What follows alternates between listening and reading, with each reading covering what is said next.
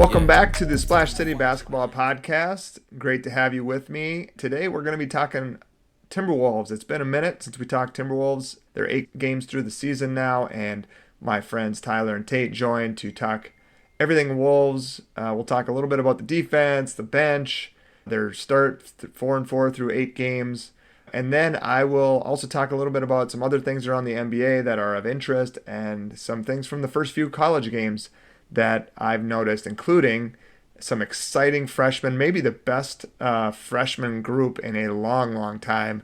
Super fun college basketball games this week, and more to come as we get into the season, including North Carolina, Kansas on Friday night. So that's what we're talking about today on Splash City Basketball Podcast. Thanks for being here. Follow on Instagram.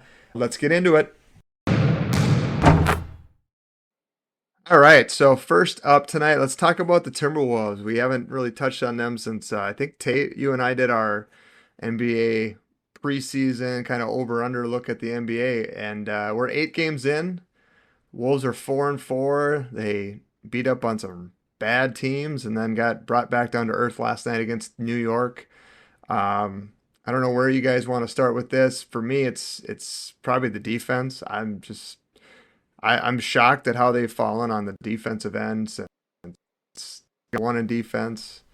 Then they were 6 last year. Now currently it's early, but they're 27th right now, I think, in the NBA in defensive rating. So, what do you guys? Is it just as simple as Nikhil? Tyler, what do you think?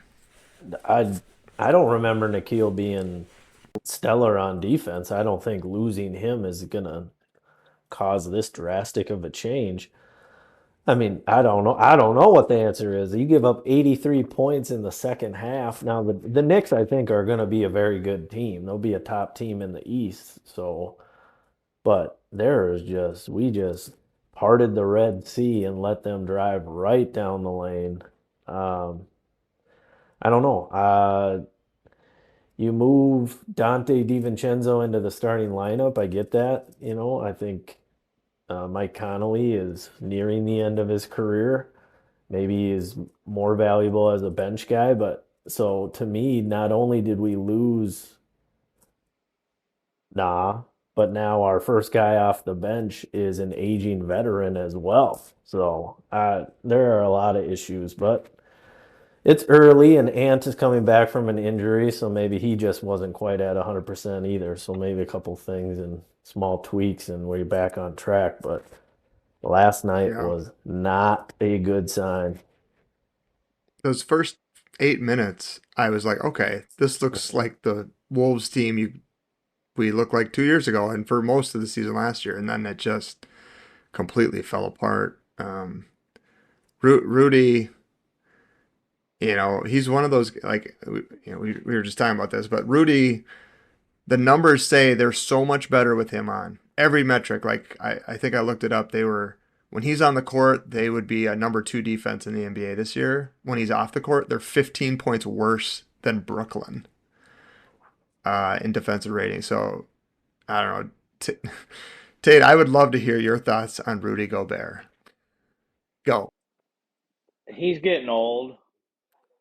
And how old is he? Is he like 33? 33, like 32, 33. But he's a big body, so that's,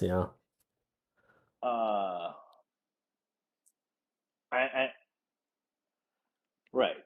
But I don't think we know what he is at this point. He's going to have those games that he pops up and he gets those like auto doubles where he gets 5 dunks, but I don't think teams are like super scared of him anymore. He's just not. And he doesn't seem to even be like dominating. You're not a threat. He doesn't even seem to be dominating the rebounds. Like, he has 9 rebounds. What are you doing out there? Like, that's where I'm at with it. Is like, we got just killed on the glass last night. I'm like, if you're even okay, aging, sure, but 4-time defensive player there, like, where is the rebounding effort? Where is the, I think I want to say it was like 56-40 on the glass last night. Mitchell Robinson was just killing us. So that's to me the worrisome part. I mean, I brought up Nikhil strictly because I feel um, like with Jalen Brunson, right? Like that's a Nikhil type of guy to defend. He's a little bit taller than him. He is so good getting around screens that we're kind of missing that a little bit this year. And like Jalen Clark was supposed to be that guy, but he was hurt for a few games. And now when Ant's back, I noticed Clark had been playing over 20 minutes a game. Now last night he was down to 12, and in my opinion, Clark has to play over 20 minutes because he's that. Nikhil averaged like 23 minutes a game, 25 minutes a game, something like that, and I feel like Clark has to be that guy. Maybe he's not as trustworthy in shooting, but there's just there's not a lot of answers on this current roster for defense. But You seen Nikhil's I don't. numbers so far this year too? Yeah, yeah, Just 17 points a game or just something. crushing. Yeah, It's just like, yep, all right. yeah. If You your had to move problem is guys. effort, that's that's what bugs me. Like if the problem is effort, that's pathetic. Like come on. But it's the NBA, right? So you try hard for a while, and then once it's turned into a blowout, they just shut her down. And I felt like when you're a Western Conference team and you play in Madison Square Garden once a year, like, you know, look at the games that LeBron would have and Kobe would have when he would come to Madison Square Garden. Like he's going for a Hmm. triple double. That's why I hope Edwards is, still nursing the hamstring a bit. He had, what is it, 2 rebounds? Like, come on now. Like you want to be the best player in the league and you're gonna get 2 rebounds. So if your hamstring's Yeah, hurting, then I get that, you're favoring that so but that that you can focus on your offensive effort. But yeah, that's another yeah. effort thing. It's just the same old Wolves. I guess the one thing I would say is that historically, under Chris Finch, the Wolves kind of start slow. And he, in my opinion, has earned a little bit of grace, or he's got some equity at this point with how they've pulled together the last 2 years specifically. But, they've been in the playoffs every year. So, like, I am hesitant, but also kind of thinking, like, they'll eventually get this figured out a little bit. Maybe not Western Conference Finals figured out, but I think they'll improve or like this. They can't. I mean, I just can't imagine a team with Jaden McDaniels, Rudy Gobert, and Edwards are going to be 27th in defense. I have a hard time believing that. So I don't know if Finch has got a magic wand or if this is kind of what they do is they start off the year, they try to figure out their rotations and their pieces, and then they'll hit a stride in December, January, February or something. But I do think, you know, Finch has earned a little bit of that belief from the last couple seasons. Yeah, for sure. You don't go to back Western Conference Finals and then be like 10 games into the season, it's panic mode. But I think Yeah. us as Minnesota fans, though, we're like, come on, we just don't ever Yeah. seem to make that jump. It's just we're Right. good, but we definitely look like we should be better, and we never move up to that next rung. That's where like OKC is so impressive. They get there, they reach the pinnacle. They start the year 8-0. I know they lost to Portland the other night. We'll talk. I think we'll talk about that a little bit later. But yeah, there's just like this. Nah, we're gonna dominate. And that's just how we're gonna be. We're not gonna take nights off. No, their We're gonna. guys, their guys play. Yeah, Their offense, they move on offense. They all rebound. We got out The T Wolves got out rebounded by like 19 rebounds. 12 of which were off. They had 12 more offensive rebounds than we did. And I could start with Nas Reed doesn't seem to go inside of the 3-point line ever. It's just, yeah, I'm getting frustrated. yeah. It's okay. That's what we're here to But, do. but like you said, though, that first half was fun. We were in it. Both teams were playing. Brunson got Yep. off to a slow start, so maybe that's why it was close. I mean, maybe if he's his normal self in the first half, maybe it's not quite as tight at halftime, but then we just came out and first couple minutes were okay, and then that the floodgates opened 83 points later, Yeah. 137 points. Oof. Right. The question I had, like going into the year, I think maybe we all kind of were thinking this. Is just like, okay, so we had a couple years ago, Kyle Anderson for whatever he was, pretty important bench player that could guard kind of like a 2 through 4, like versatile player who a professional, right? Knew what he was doing, knew the assignments. So you lose him. Now you lose Nah. Um, the bench right now, I mean, I saw Terrence Shannon look phenomenal. I mean, preseason and summer league, he looked so ready to break out. He's a no-show basically. Jalen Clark was hurt a couple games. Dillingham, who knows what you're getting out of him. So now the bench, like you said, is basically Conley and Naz Reid. Conley's, as we know, is like our age, and Nas is. I mean, I got to imagine what happened to his sister is still affecting him. So I'm gonna give him a little bit of a, hey, work your way through that. However you gotta do it mentally. Like I'm not gonna say this is easy on him at all. So, but yeah. So now your bench is like, I don't know, pretty inept at this moment. Pretty non-impactful. Like we used to count on Alexander Walker and Naz Reid every night for like, hey, they're probably gonna get 30 between the two of them. That was a strength, And now, yeah, those two it guys was a coming strength, off the right? bench for sure. Yeah, yeah. And we talked about OKC. Part of OKC's relentlessness is Lou Dort, Alex Caruso, Cason Wallace defensively. Mhm. The Wolves have one guy like that. I mean, Jaden is maybe kind of like that, but I wouldn't say he's as relentless as those guys are.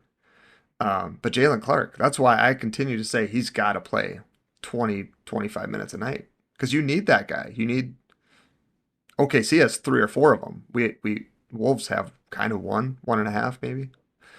So It'd be interesting to see how long what the OKC contract situation is because that's what hurt us. Every yeah, team eventually, if your players are good, they're eventually going to want to get paid as they should get paid, and then your roster is yeah, depleted like we are. So I think timing right, is that other aspect of pro sports, right? Where you're trying to not only get good, but you're trying to land in that sweet spot where guys are going to be there for 2, 3 years, and unfortunately our little window closed. But that means there's guys that have opportunity to step up, but that just hasn't happened. yeah. We're almost kind of in between windows, right? Like 2 years at the Western Conference Finals, you got most of that core back. You flip Randall and DiVincenzo for Cat, and now you have this other like Shannon Jr., Jalen Clark, Dillingham, along with I mean Nas and Jaden and Ant are all still young, so like they're still part of that. But Berenger maybe is the new Rudy in 2 years, but um, it feels like this year might be one of those like where are we going in the next 2 3 years, and we got to figure that out because the future, it's not going to be Rudy, it's not going to be Mike. I don't know if it's going to be DiVincenzo or not. I like him, but He seems to though those are be he seems to be a streaky player. Now I've only really watched him for one season because I didn't really watch him when he was with the Knicks, or was he with the Bucks originally? I think so, yeah. Um, but he's a great bench player in my opinion. If he's your guy coming Hmm. off the bench, you're feeling really good about that. He can score, he can distribute, he's an Right. energy guy. When you move him into the starting lineup, you lose. It's kind of to me, you almost lose a bit because I just feel like he's a sixth man. That's his strength. Yeah. I feel like we're one player short. I don't. It's probably point guard. Um, I don't know what you give up to get somebody and who's out there that you're going to get. I'll have to run through that NBA trade simulator like 4,000 times because the apron situation and all the money, and it's super hard and confusing. You have to have a like a Somebody law call degree to Paul handle any of that Charchian and stuff. ask him what he thinks. I mean, I feel like you're a little bit down on them right now. I'm still holding out this like Finch will figure this out. They'll be all right. Now, I guess I used to think that they were probably in that like fourth, fifth seed in the West, but I might be slipping based on the Spurs and there's just too many good teams. I mean, the Lakers made us look ridiculous twice without LeBron. So I'm more thinking we're going to be play-in type bound the way this is looking, unless things change here If I pretty drastically remember, by Christmas. if I remember correctly, wasn't our over/under number in Vegas set us in like the low 40s? No, I thought it was 49 and a half. Okay, I'd have to okay, double check. Yeah. I think we were 49 and a half. okay. Yeah, I mean, there's a lot of that's young probably team with young talent that are coming up, so I'm just mhm. down. I'm just down because it's another like Minnesota kind of slump. Like you It can't seems sustain like, it. right? You just have Yeah. these expectations, and you finally have a guy like Anthony Edwards, where you're a legit bona fide star, and it just seems like none of the other pieces are quite there, and we've come so close too. Yeah. So yes, I'm down right now, but doesn't mean we can't battle back. Just keep battling. Just keep battling. All right, so I was really hoping to get Tyler and Tate's thoughts on more in the NBA, the Spurs and Lakers, but we unfortunately had some technical difficulties. First time, 11th episode, first time major technical difficulties. So appreciate those guys coming on. I did want to talk a little bit about the Spurs and Victor Wembanyama. He reminds me of like, I didn't watch him growing up, but like the Wilt Chamberlain era where it's just so physically different than everybody else you see playing, and he's doing things that no one else has done. I remember growing up in the 90s watching Sean Bradley and George Mirajan, these like 7'6", 7'5", 7'7" guys, except he moves like Kevin Durant.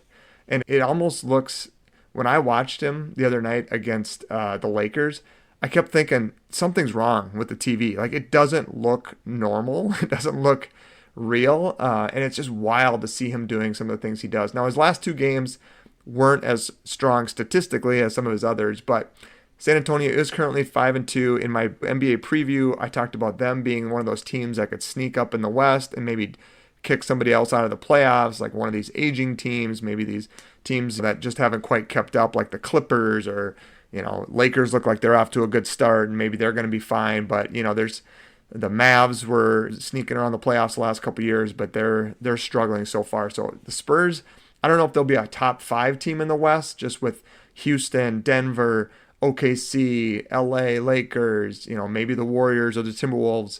But Spurs definitely look to me like a team that's primed to make that first jump in the playoffs. NBA teams typically with young stars, it's not a straight to the NBA finals type of thing. It's going to be a get to the playoffs, get some experience in the playoffs, come back the next year, make another run, and then maybe that year. So you're talking Wemby's third year right now. Maybe that by the time it's his fifth, sixth season, they're really pushing for the NBA Finals, Western Conference Finals type of situation. Similar to Shea and OKC, similar to Ant and the Wolves. What I do love about the Spurs, though, is last night they didn't have Dylan Harper and they haven't had De'Aaron Fox this season yet. So that they were a little shorthanded last night, losing to the Lakers by 2. I know the Lakers are also shorthanded, but I think I've said it all year. If you've heard this podcast at all, I really like Dylan Harper. And they didn't have him last night. And he's just consistently putting up 12 to 15 points, really effective field goal shooting. He's shooting around 50% on the season. Good decision maker, great defense, knows how to play with Wemby already. So I'm excited about the Spurs. The other team in the West to talk about, I would say there's 2 of them. One of them is the Lakers. So they're 7-2 right now, and they have not had all 3, LeBron, Luka, and Austin Reeves at the same time, and yet they're 7-2. A little bit scary for the NBA, for the Western Conference teams, but I do think sometimes when those three are together, there's fewer shots. So you'll see Austin Reeves take over when it's just him. He put up some crazy numbers when he was by himself, including winning at the Timberwolves in a not great shooting night for Austin Reeves, but he did distribute like crazy with, I think he had 16 assists. And then when Luka's by himself, he's putting up 40s, 10 assists, 12 rebounds, doing it all, and they're still getting it done. So it'll be interesting to see how they mesh when they get all three together. Timberwolves fans know last year that Austin Reeves was kind of a no-show in the playoffs, and the Wolves dispatched the Lakers pretty easily. So how much of this is smoke and mirrors? It's regular season NBA games, but I think the Lakers they've come back this year with a little bit more of an edge to them. I think Austin Reeves has improved. Tyler told me that he doesn't think that he should be included in a big three yet, just based on past performance in the playoffs, but he's playing well. The Lakers are 7-2. The other team that's really interesting to me is Portland. I kind of talked about it on one of the earlier pods about the Wolves beating Portland, and it was a struggle. And people were like, "Oh man, Portland's defense is just wreaking havoc." Wolves couldn't get the ball up the court. DiVincenzo had a ton of turnovers. That Portland team is legit. They are 5-3 right now. Jeremy Grant comes off the bench for them. Shaedon Sharpe, Drew Holiday is a menace on defense. He is one of the best perimeter defenders in the NBA. So I'm not surprised to see them. They actually took down OKC, gave OKC their first loss of the season. Again, OKC's missing some guys. Chet didn't play. Jalen Williams is still out. But OKC had been undefeated. So Portland is interesting team too. They could be playing potential. I know there was a lot of talk about them probably being in the bottom 3 in the West, 4 in the West, but Portland's an interesting squad. Maybe the Chauncey Billups fiasco has ignited a fire in them. The third Western Conference team to talk about, I think, is probably the Mavs. Just maybe disappointing. I forget what Vegas odds had them on for their over/under win total, but right now it's Cooper Flagg and it's Anthony Davis. To me, they're just not. They don't have that perimeter play that they need. Not having Kyrie obviously hurts them, but they're big heavy, right? They have Daniel Gafford, Derek Lively, Anthony Davis, PJ Washington. They're huge, but they're missing a lot on the perimeter. And, Cooper Flagg, as great as he may be someday, is shooting 38% from the field. He's shooting 29% from three. They're just a bad three-point shooting team in general. I think they're 28th in the NBA. So the Mavs at 2-6, I believe, just really scuffling right now. So not seeing that immediate return from number 1 pick Cooper Flagg, but it's early and he'll improve and they'll get better. The Eastern Conference is super interesting to me. Obviously, they don't have the high-enders of Jason Tatum in Boston and Tyrese Halliburton. The Pacers are a wreck with their point guard situation. So Halliburton's out. Nembhard went out with an injury after the first game, and Mathurin, he went out with an injury, and TJ McConnell's been out and hasn't played. So the Pacers just don't have bodies right now, and that's causing them to really struggle. I think they have just one win at this point, but the 76ers 5-3, and the Bulls were 6-1. The 76ers are interesting because it's been Joel Embiid's team forever, but he is no longer their focal point. I think he's averaging about 17 points a game. He's third on their team in scoring. So they have Tyrese Maxey, who's been phenomenal. Breakout season for him. But they also have VJ Edgecombe, rookie, who's doing great things. And they have Quentin Grimes off the bench, who's providing some punch. So they're a sneaky team where this could be a year where the Sixers elevate themselves, but it's not because of Joel Embiid. It's because of Tyrese Maxey, Edgecombe, Grimes, and these other guys on that squad. Maxey's averaging 33.5 points a game at this point. So just he's on a hot streak right now, and the 76ers are third in the NBA in scoring and second in offensive rating. So just real efficient, and it's mostly because of their guards and wings. And Embiid's more of a, I'm not going to say an afterthought, but he's not the primary focus for that team right now. Curious to see how the Bulls can sustain their game. Josh Giddey is back-to-back triple-doubles, and he's putting up some big gaudy stat lines. surprise team for sure. Best start in Billy Donovan's career. So, we'll see where the Bulls go from here. I was looking around at possibly is there a potential Vucevic for Gobert type of trade, but the numbers in the trade simulator just don't love that one. So unfortunately, for the Timberwolves fans, if you wanted to move Gobert, you probably can't, although they really need him apparently because their numbers just bear that out. The only other thing to talk about NBA-wise today, at least, Giannis. Somehow I feel like he's forgotten in terms of best player in the world category. He won a title 4 or 5 years ago with the Bucks. He's averaging 32 points, 12.5 rebounds, over 6 points a game, or 6 assists a game, and shooting almost 68% from the field. Now, I don't know how we forget about him. I know Jokic puts up those kind of numbers, and Luka is Luka, and there's a lot of great players in the NBA, but man, Giannis is still doing it, and doing it at as high a level as he ever has, probably. And the Bucks are another team in the East where, because of the loss of Tatum in Boston and Porzingis moving on and Al Horford moving on, they're down. Pacers are a wreck with injuries. The East is wide open. It's the Knicks. 76ers look like they're in it, but I wouldn't count the Bucks out in the East at all. All right, I just want to talk a little bit about some college takeaways from the first couple of games that we've seen. Minnesota looks much more effective offensively. Exhibition games against North Dakota State and North Dakota, you're not sure if that's going to translate. But man, against Gardner-Webb, granted, terrible team, bottom third in college basketball, and Saturday they play another bottom third team in Alcorn State. So we won't know a lot until next week when they play Missouri. But just from an eye test, they move the ball. They know what shots they're getting. They haven't looked confused yet on any sets. I don't know that they've come close to any real difficulties with shot clock violations. But so Saturday should be another cupcake win. Cade Tyson looks for real. They'll have to get some tougher competition to try to take him away, but they're moving the ball. What I love, and I think what Nico Medved is all about on offense, is 25 assists on 30 made field goals Monday night against Gardner-Webb. That's a super high percentage. That's how they're going to play. They're going to share it. They make cuts. They're screening. They're getting guys open. And there's not a lot of ball-dominating players who are just going to pound that thing into the floor. It's going to move. It's going to swing. It's just really enjoyable to watch. St. Thomas went out to St. Mary's to play a tough mid-major battle. St. Mary's a perennial tournament team.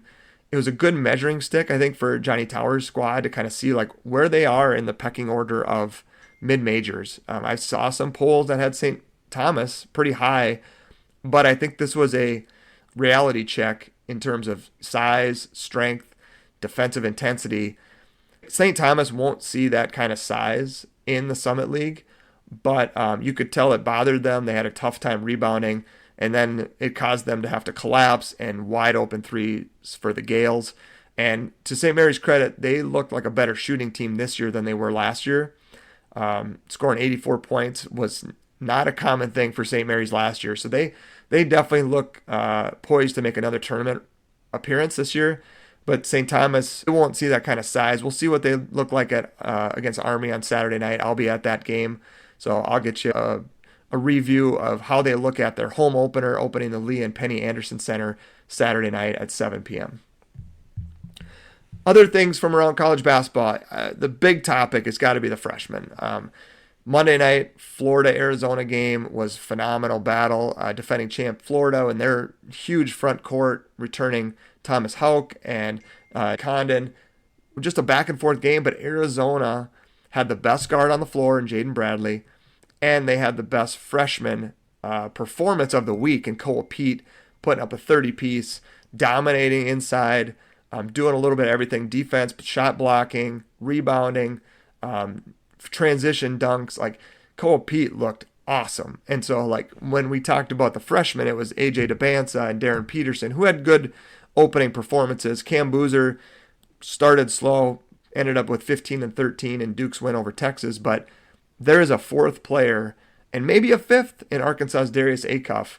So the freshmen this year are phenomenal. So if you are a college basketball fan, you got to watch those guys. If you're an NBA fan, you got to watch those guys because they will be in the league next season. The other takeaway I had from that Florida-Arizona game is just Florida, and I was worried about this. They lost their top 4 guards from last year. They replaced with Boogie Flan. They brought in Princeton transfer Xavier Lee. But those guys are not Walter Clayton Jr., and they are not Will Richards. They might improve and get there, but man, there is just something missing. Last year when they needed a bucket at the end, they had Walter Clayton Jr. The difference was Jaden Bradley for Arizona was the best guard on the floor, and he came up at the end of the game when they needed him. So Arizona, to me, I had them in like the top 4 in the Big 12. They might be elevating themselves into that Final Four conversation.